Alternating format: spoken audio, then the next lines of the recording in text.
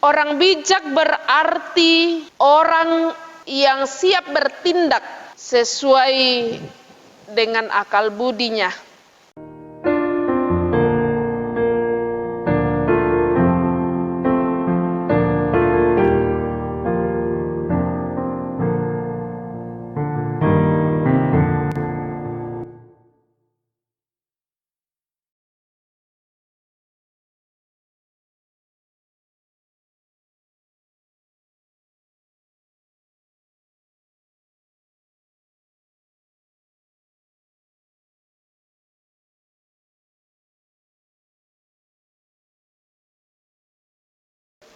Shalom, selamat pagi Bapak Ibu Saudara-saudara yang dikasihi Tuhan dimanapun berada saat ini.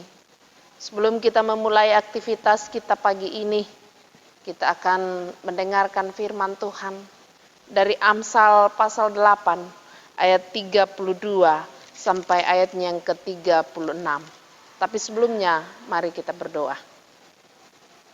Bapa Sorgawi, kami bersyukur bahwa semua yang Tuhan sudah aturkan bagi kami boleh rasakan kasih dan pemeliharaan Tuhan dalam peristirahatan kami semalam.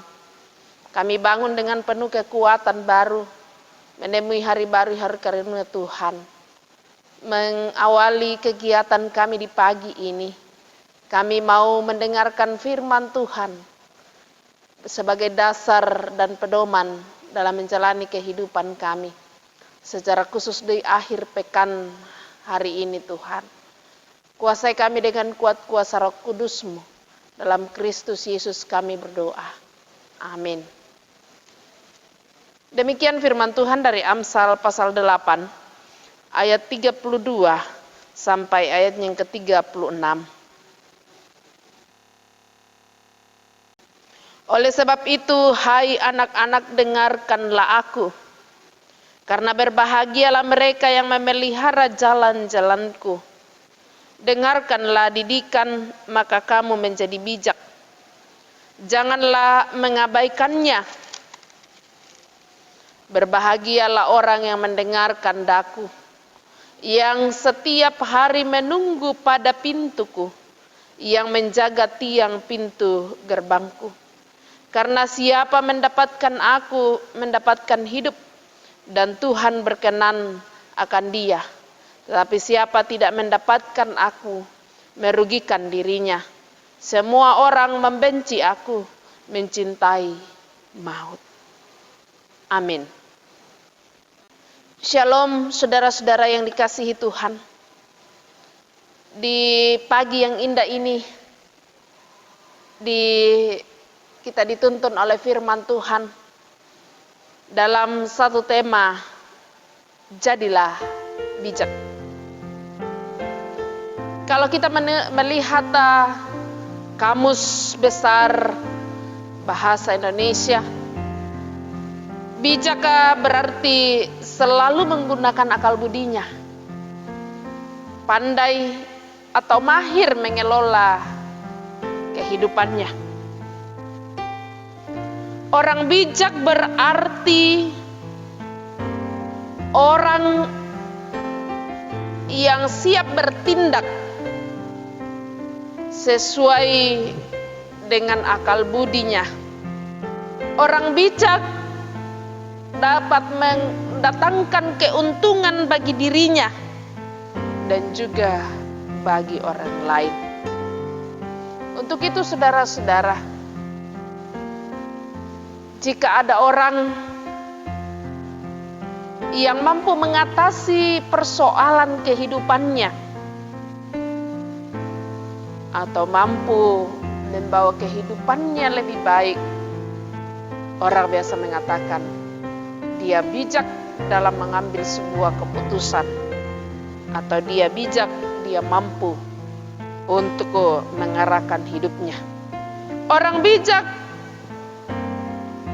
tindakannya harus berdasarkan pada pertimbangan yang matang. Dipikirkan baik-baik ketika dia bertutur kata, ketika dia menyampaikan sebuah pendapat. Ia harus memikirkan berbagai macam dampak dari ungkapannya. Ia memikirkan apa yang akan terjadi. Dipikirkan secara matang. Untuk itu saudara-saudara, kehidupan orang bijak disenangi oleh orang yang ada di sekitarnya. Dalam pembacaan kita tadi, pembacaan kita hari ini, dikatakan bahwa Tuhan akan berkenan kepada orang-orang yang bijak.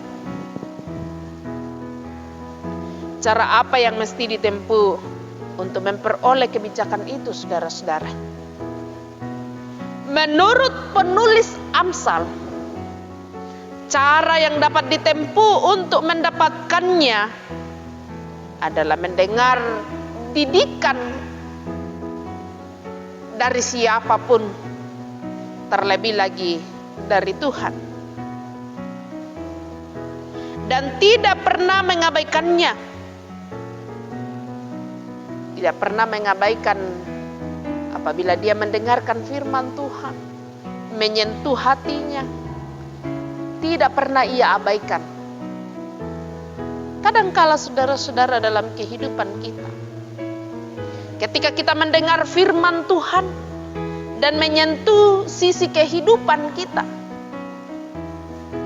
tidak jarang saya dan saudara mungkin tersinggung. Lalu kita seakan-akan menolak dalam kehidupan kita tentang apa yang harus disampaikan oleh siapapun dia yang melayani. Kadangkala kita merasa bahwa hubungan kita dengan sesama kita kaitkan dengan bagaimana hubungan kita dengan Tuhan. Memang benar saudara-saudara, bahwa Paulus mengatakan iman tanpa perbuatan itu mati. Namun keliru juga saudara-saudara jika dalam kehidupan kita tidak mampu atau kita tidak bijak melihat dalam kehidupan ini dari sisi positif seluruh persoalan kehidupan kita. Di saat sekarang ini, di tengah-tengah pandemik virus corona, mungkin kita lupa bahwa ada banyak sisi positif yang bisa kita lihat dari hal tersebut. Jangan sampai saudara-saudara dengan adanya virus corona ini, kita tidak mampu lagi berbuat apa-apa.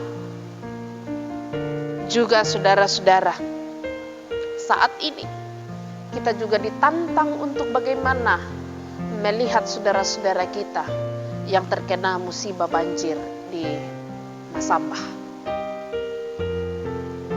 Jadilah bijak. Saya katakan tadi bahwa orang bijak adalah mendatangkan keuntungan bagi dirinya dan juga mendatangkan keuntungan bagi orang lain.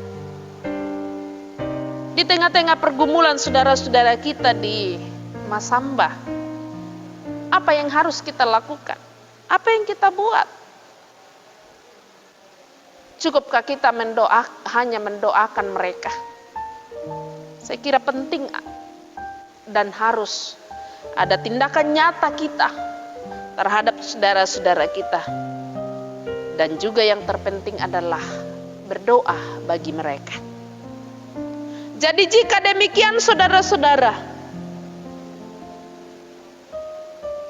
jangan bosan untuk memperbaiki hidup. Mendengar didikan baik dari orang tua, dari saudara-saudara, atau juga dari Tuhan melalui orang-orang yang dipakainya. Carilah dan upayakanlah untuk memilikinya. Karena memiliki didikan akan menjadi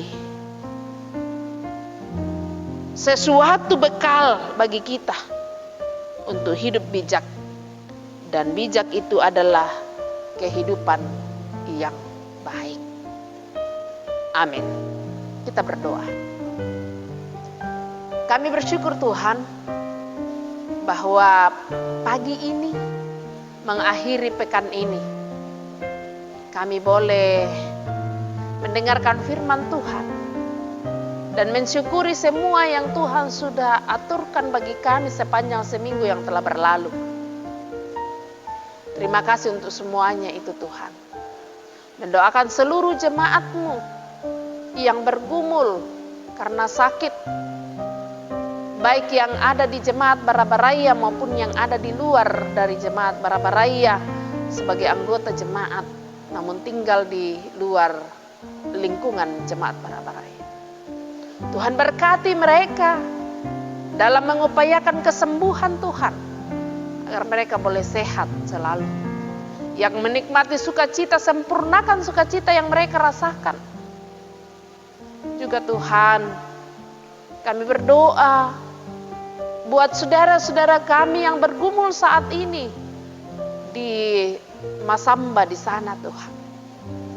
Kami percaya bahwa ada banyak cara Tuhan untuk memberikan kekuatan kepada saudara-saudara kami yang kehilangan keluarga mereka Tuhan.